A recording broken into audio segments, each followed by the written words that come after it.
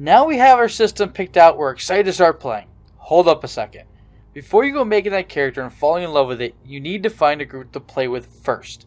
The reason you want to find a group first, I will go over in more detail in my next video, but in short, you don't want to make an elf druid just to find out that in the world you'll be using, all the druids are evil. Now you can't play the character you really want to play, and that can be discouraging for new players, and that's exactly what we're trying to avoid here.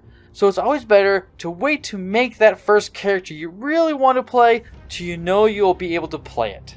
Now, I'm not saying you shouldn't learn the rules and maybe make a few test characters just to get the hang of it, but there's a big difference between just filling out a character sheet and making a character. Again, I will go over this a lot more in my next video on making your first character. For now, let's talk about how to go about finding a group to join or possibly starting your own group.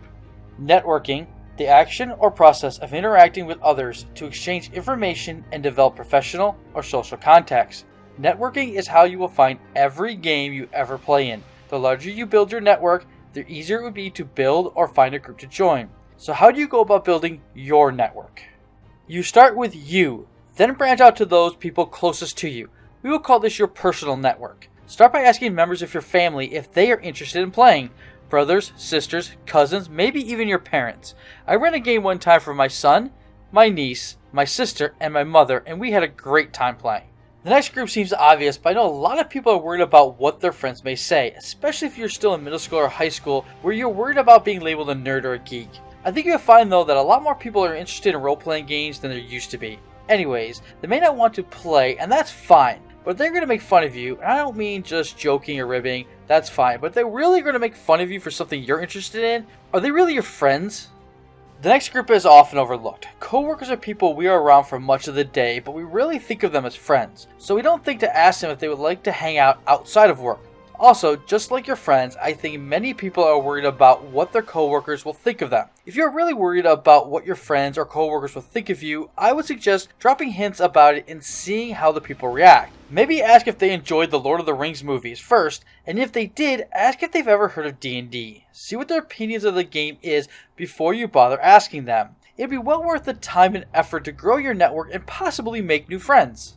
Your network expands even further from there because the people in each group also have friends, family, and coworkers. My first game I ever played was with my brother and someone from my mom's work. My mom just happened to say I was interested in the game and found out so was one of her coworkers. I've also played with friends of friends and with family of friends too. As you meet new people, your network grows not only by that person, but by the people they know as well. It doesn't end there though. You can expand your network outside of your personal network to, I guess we'll call it your public network. Online you have a lot of places now you can look for new players. There are a lot of Facebook groups that people have made to look for new players. I'm in one now for my state. I know there are groups for other states and cities too.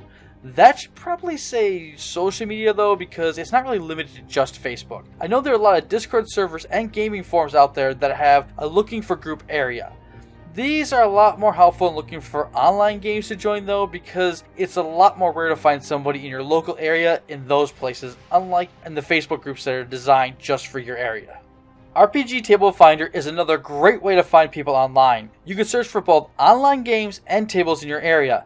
Even if you are not a DM, you can create a table in your area, allowing you to use RPG Table Finder to hopefully find a DM to run your first game. Now, I've used RPG Table Finder for my current game and found 2 players that fit my game really well, so I can definitely say that this site works. Now, Meetup is a site that I have not used myself, but it comes up often when people ask how to find players. I did a few searches on there, and people are looking to meet up and play D&D, so it's worth taking a look at. Now, if anyone knows any other places online that you can find players or find DMs for your game, please let everyone know about them in the comments below. Not everything is online though, and you may have to go in person to some places. Comic shops have always been a place where people meet up and play D&D and other tabletop RPGs. Some shops even have a regular night for organized play like Pathfinder Society and Adventure League. It's a great way to find a group that is already made that you can just join and start playing. These groups and how easy they make it to just jump in and start playing are why I suggest that anyone just getting into tabletop RPGs start with Pathfinder or D&D 5e. Not everyone will have organized play near them though. If your local store doesn't, then ask if they have a board where people can post looking for group notices, or even if they have a group that comes in regularly that you may be able to join. Libraries are another option. Most people don't seem to know this, but they do a lot more than just loan out books. They are a community hub with different events like D&D games, and even if your local branch doesn't host a game currently, you could possibly start one there. They may even let you use a table and post flyers looking for people. Gaming conventions are also a good place to meet people and expand your network. If you do not know of any in your area, search for them online. Most at least have a Facebook page, if not a whole website. Many host games that you can join even if you have never played before. They will have a pre-generated character for you to play, and it's a great way to learn the game while meeting new people. Just be sure to tell the DM that you are new and have never played before. In fact, this is something you should do when you join any new group. If you act like you know what you're doing, people will expect you to know what you're doing, and if you don't, they'll get frustrated. Where if you had just told them from the start that you are new and learning, most people are happy to help you learn. We all want new people in the hobby after all. Just like with your personal network, keep in mind that people you meet in your public network will have their own personal network as well. The 2 people that joined my current game from RPG Table Finder later brought a friend of theirs into the game, bringing my player count to 5, and I'm really happy about that.